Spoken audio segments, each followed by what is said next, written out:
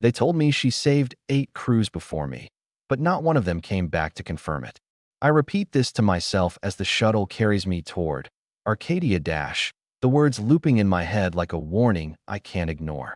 My fingers dig into the safety harness, the straps biting into my shoulders, while outside the viewport, the void stretches endless, a black so thick it feels alive, pressing against the glass. Sector 7, the frayed edge of human existence, where we cling to the cosmos like insects on a crumbling leaf. I'm Corian Vane, 28, a technician from Earth with a useless degree and nerves that are already unraveling. This assignment to a rescue station isn't a step up. It's a banishment, or maybe a death sentence. Arcadia emerges from the darkness, a jagged silhouette of steel and circuits, its hull threaded with neon veins that pulse like arteries in some monstrous beast. I breathe in, and the air inside the shuttle tastes of ozone, sharp and metallic, laced with something else, something organic, like damp earth after rain. It's not right. My skin prickles, and I wonder if it's the shuttle or my own fear making the air feel alive. Welcome, Vane. The pilot's voice crackles through the intercom, cold as the void outside. Hope you're ready for Siren. Siren.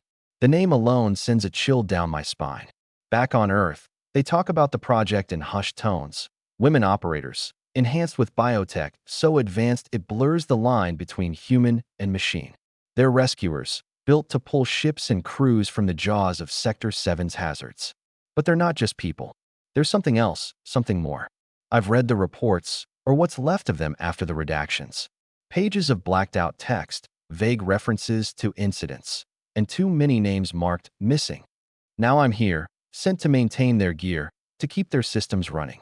Or maybe to disappear into one of those redacted lines. The shuttle docks with a hiss, the sound sharp in the silence. I step into a narrow corridor of Arcadia Dash, my boots clanging against the metal floor. The walls are cold, sterile steel, but those veins, they're everywhere. Thin, bioluminescent tendrils, glowing faintly green, weaving through the panels like a living network. They pulse, slow and deliberate, and I swear I hear a faint hum, like a heartbeat echoing in the distance. It's not just the station. It's something inside it, something watching. I grip my tool case tighter, the weight grounding me as it bangs against my thigh. A sign ahead reads, Siren Operator Zone. My stomach twists, but I force myself forward. The door slides open with a low whine.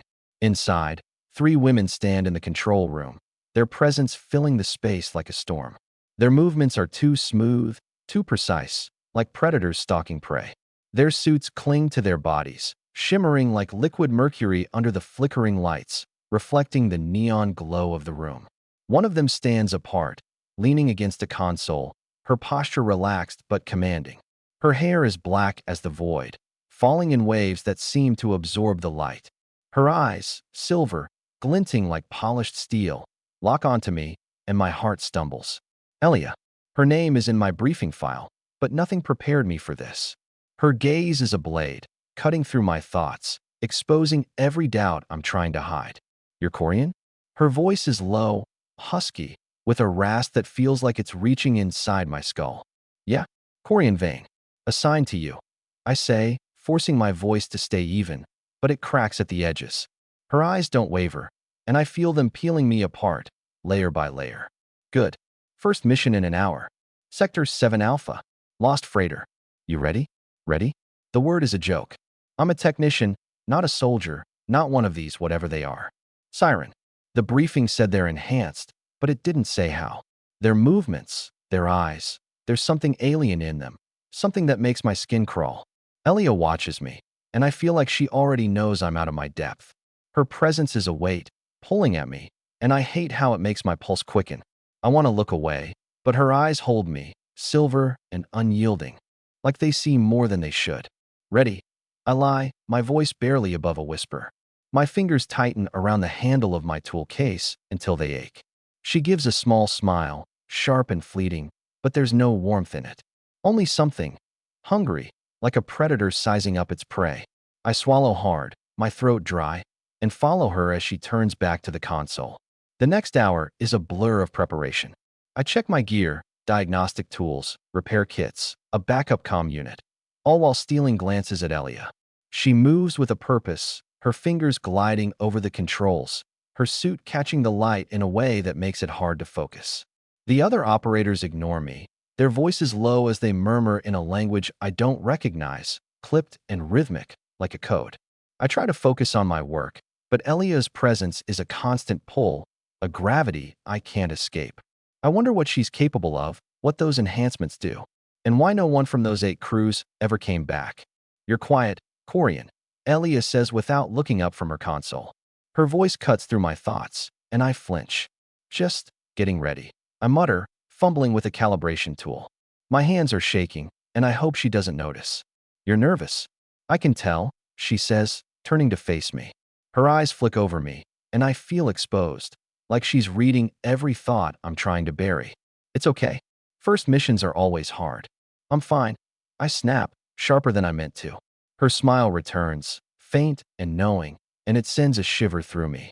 "We'll see," she says, and turns back to her work. An hour later, we're in the rescue shuttle.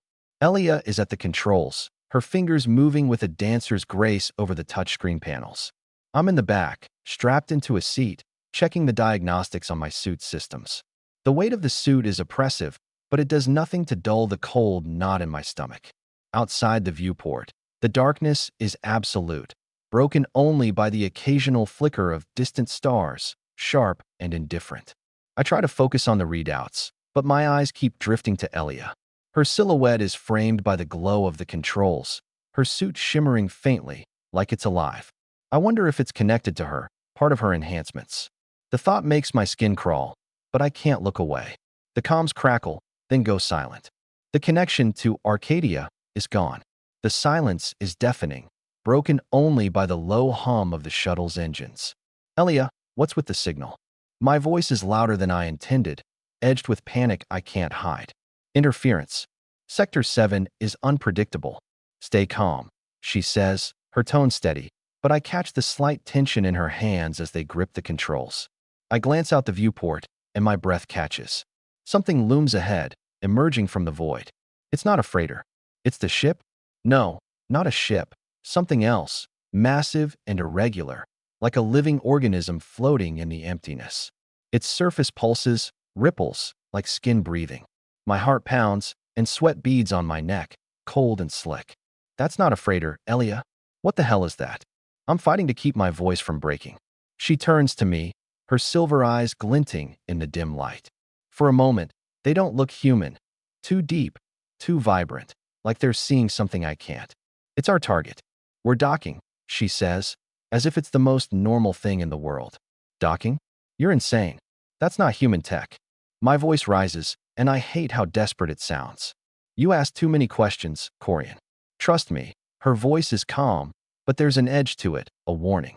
"Trust her?" I want to scream that I don't trust her, don't trust this place, don't trust anything about this mission. But her gaze holds me, heavy and unyielding, and I feel like I'm drowning in it. I nod, my jaw tight, though every instinct screams that this is a mistake. My heart is racing, and I wonder if she can sense it, if those enhancements of hers can pick up the frantic beat of my pulse. We dock with a jolt, the hatch hissing open.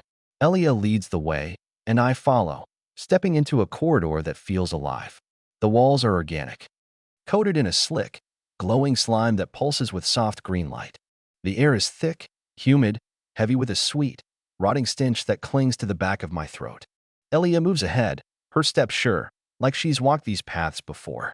I follow, my boots sinking slightly into the soft, yielding floor. Each step feels like a descent into something I can't escape. I can't breathe right. This place is alive, and it knows we're here. The walls shift, subtle but undeniable, like they're watching us. Elia doesn't look back, but I feel her presence, a tether pulling me forward. I want to hate her for her confidence, for the way she moves through this nightmare like it's home, but I can't stop watching her. Her suit hugs her body, shimmering faintly, as if it's part of her. I notice a faint seam along her arm, where the suit seems to meld with her skin, and I wonder if it's just fabric or something more, something alive, like the ship. Is she human? Machine? Or something else entirely? The question burrows into my mind, sharp and relentless. "Keep up, Corian," she says without turning, her voice cutting through the hum of the ship. "I'm trying," I mutter, my voice muffled by the helmet. I adjust the settings on my suit, trying to focus, but the air feels heavier with every step, pressing against my chest. We pass through a narrow passage, the walls closing in, their surface slick and warm under the glow of my suit's lights. I brush against one, and it quivers, sending a jolt of panic through me. Elia doesn't react, her focus unwavering. I want to ask her what this place is, how she knows where to go, but the words stick in my throat. Her presence is overwhelming, a mix of danger and allure that makes my head spin. We reach a central chamber, and I stop dead. At its heart is a massive, beating organ, its rhythm slow and heavy, like a dying star. Veins stretch from it, woven into the walls, pulsing in sync. The air vibrates with its beat, and I feel it in my bones, a primal rhythm that makes my skin crawl. Elia steps closer, her hand brushing one of the veins. She freezes, her head tilted, as if listening to something I can't hear. Elia, what are you doing? My voice trembles, barely audible over the organ's pulse. Listening. This ship. It speaks, her voice is soft, almost reverent, like she's communing with something sacred. Speaks? You're joking, right? I try to laugh, but it comes out as a choke. She turns to me, her face so close I can feel the warmth of her breath through my suit's filters. Her lips are slightly parted, and her silver eyes hold me, pulling me in like a tide. I can't look away, even though every instinct screams to run. You're scared, Corian. I can feel your pulse. It's racing, her hand rests on my chest, over my heart. Her touch is cold through the suit, but it burns, sending a jolt through me that I don't understand. I want to pull away, but my body betrays me, rooted to the spot. What are you, Elia? You're not human, are you? The words spill out, raw and desperate, my voice shaking. Her smile is sharp, predatory, but there's something else in it, something that makes my breath catch, a flicker of something almost human. I'm Siren. That's all you need to know. For now. The ship shudders, a low groan echoing through the chamber. The walls contract, the veins pulsing faster, like they're trying to crush us. Elia grabs my arm, her grip like steel, and we run. Her skin is soft through the suit, too soft, almost unnaturally alive against mine. The corridors twist around us, the air growing thicker, the stench of decay stronger. Something moves in the shadows, heavy, wet, its presence a weight on my chest.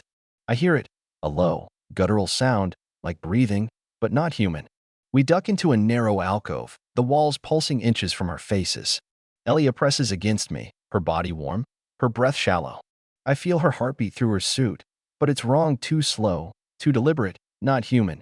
Her scent fills my lungs, a mix of metal and something floral, intoxicating and dangerous. I'm trapped, not just by the ship, but by her, by the way her presence pulls at me, unraveling my thoughts. Quiet. It's close, she whispers, her lips brushing my ear through the helmet's calm. The sensation sends a shiver down my spine, and I hate myself for it. I don't know what's real anymore. Her warmth, her scent, it's too much. I want to push her away, to run, but my body won't listen. She's danger, but I'm drowning in her. What is she hiding? What is this place? My mind races, but her presence anchors me, a tether I can't break. What's it? I whisper, my voice barely audible over the ship's pulse. The thing that killed the last crew. Her voice is cold, but there's a crack in it. Guilt, maybe, or fear. My heart stops. She knows. She's known all along. You knew? And you brought me here? I'm shouting now, or as close to it as I can manage in this suffocating space. Her eyes meet mine, silver and unreadable. But there's something there. Guilt, yes, but also something deeper, something that makes my pulse spike again. I didn't choose you, Corian, but you're here, and now you're part of it. She leans closer, her lips inches from mine, the air between us crackling with tension. I want to close the distance, to taste the danger, to understand what she is, but before I can, the walls let out a low, guttural roar. Elia pulls back, her face hardening, all business again. Move. Now. We run, the ship convulsing around us, as if trying to hold us back. The corridors shift, narrowing, the slime-coated walls brushing against my suit.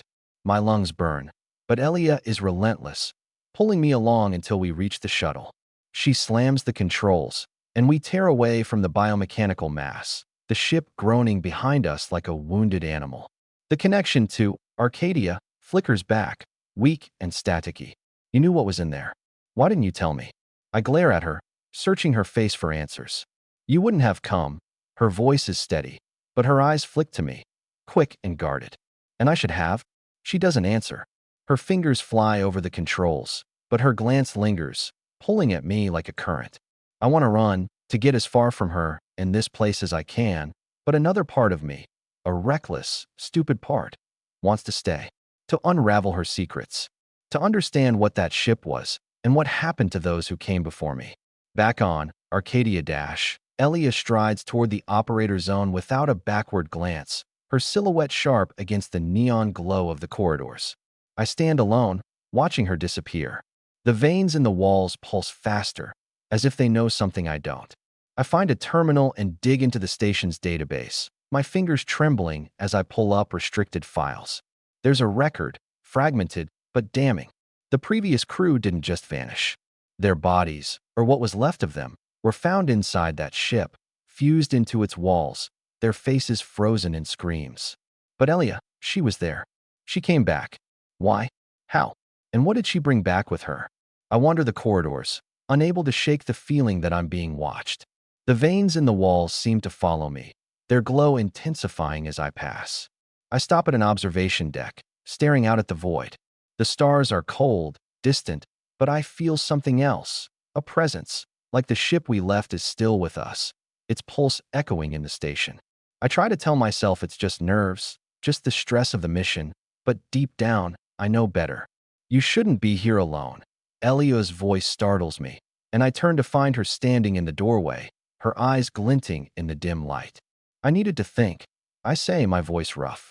I don't know why she's here, but her presence fills the room, heavy and inescapable. Thinking's dangerous out here, she says, stepping closer. Her suit catches the neon light, shimmering like liquid. You start asking questions, and you might not like the answers. Like why you didn't tell me about that ship, or what happened to the last crew. I snap, anger rising, but it's mixed with something else, something I don't want to name. She stops inches from me, her gaze locking onto mine. Her scent is stronger now, that strange mix of metal and flowers, and it's dizzying. I want to step back, but I can't. Some things you're better off not knowing, Corian, she says, her voice soft but edged with warning. Not yet. And when? When I end up like them. I don't know where the courage comes from, but it spills out, raw and reckless. Her hand brushes my arm, and the contact sends a jolt through me, electric and unnerving. Her touch lingers, and I feel the warmth of her through my suit, the contrast between her cold exterior and the heat of her presence. You're not like them, she says, her voice barely above a whisper. Not yet. She steps back, leaving me reeling, and disappears into the corridor. I'm alone again, the veins in the walls pulsing faster, brighter, like they're alive with secrets. I return to the terminal, digging deeper, my hands shaking as I bypass security protocols. There's another file, buried in the system, encrypted but not well enough. It's a log from one of the lost crew members, a man named Tarek. His last entry is fragmented, but one line stands out. She's not what she seems. The ship, it's inside her. My blood runs cold. Footsteps echo behind me, faint but deliberate. I spin around, but the corridor is empty. The veins flare brighter, their pulse quickening, and I swear I hear a whisper, a voice, faint and distorted, calling my name. My communicator crackles to life, unprompted. Static hisses, then a voice cuts through, weak and broken. Corian, don't trust her. She's not. The signal dies, leaving me frozen, the veins in the walls beating in time with my heart. I look down at my hands, and for a moment, I swear I see a faint glow under my skin, pulsing in sync with the station. The ship we left isn't gone. It's here, in her, and maybe, just maybe, in me.